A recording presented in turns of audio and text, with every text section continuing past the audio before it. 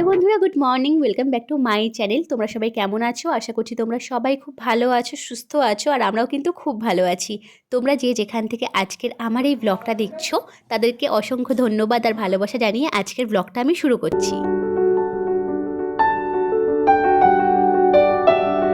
তোমরা নিশ্চয়ই আগের দিনের ব্লগটা দেখেছো। আমার কিন্তু কালকে অ্যানিভার্সারি ছিল, আর 5টা বছরও কিন্তু পূর্ণ হয়ে গেছে দেখতে দেখতে। আর এটা হলো পরের দিন সকালবেলায়। তো তোমাদের দাদাভাই কিন্তু বাড়িতে চলে যাবে, তো তার জন্য কিন্তু সকালবেলায় মা একটুখানি রুটি আর তরকারিটা করে দিচ্ছিল। আর ও সকালে ভাত খায় না, যার জন্য কিন্তু রুটিটা করে দিচ্ছিল। ও ওটা খেয়ে তারপরে বেরিয়ে যাবে যার জন্য।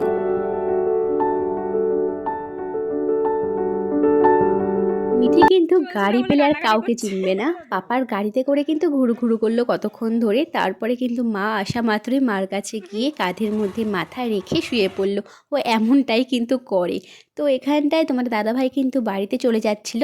আর মাম্মামকে ভালো করে একদম দেখো, ওর পাপা কিন্তু যখন টাটা দিল, আর তারপরেই কিন্তু মাম্মাম হালকা করে হাতটা তুলে পাপাকেও কিন্তু টাটা করে দিল।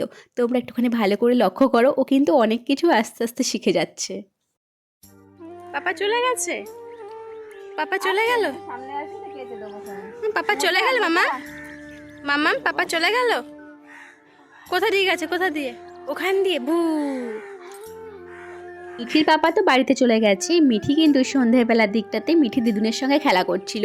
আর তার পরেক্ষণেই কিন্তু মিঠির বড় মিমি আমাদের বাড়িতে চলে এসেছিল মিঠির সঙ্গে খেলা করার জন্য।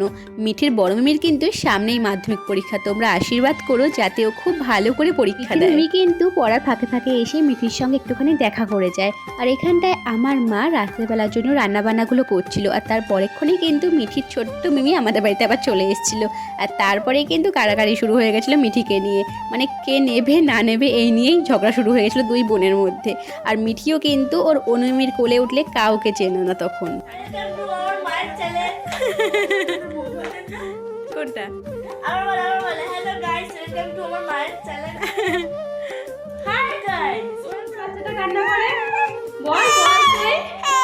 বাইরে এখন যাওয়ার মতো পরিস্থিতি নয়। দেখ রাত বাজে কটা, 7টা বাজে। কটা বাজে দেখ, এই দেখ। মা মা মা কই? ওইটা মা? হ্যাঁ, মার কাছে যাও, নিয়ে যাও বাবু, মায়ের কাছে নিয়ে যাও। মা কই? মা মা কোনটা? মা কোনটা? মা কোনটা?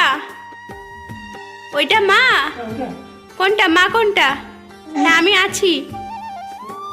মিঠির দাদুভাই মিঠিকে বোঝানোর চেষ্টা করছিল এখন কিন্তু রাত হয়ে গেছে, এখন কিন্তু বাইরে ঘোরার মতো আর পরিস্থিতি নয়। আর মিঠিও কিন্তু চুপচাপ দাদুভাইয়ের কথাগুলো শুনছিল। তার আগে অবশ্য কান্নাকাটি করছিল।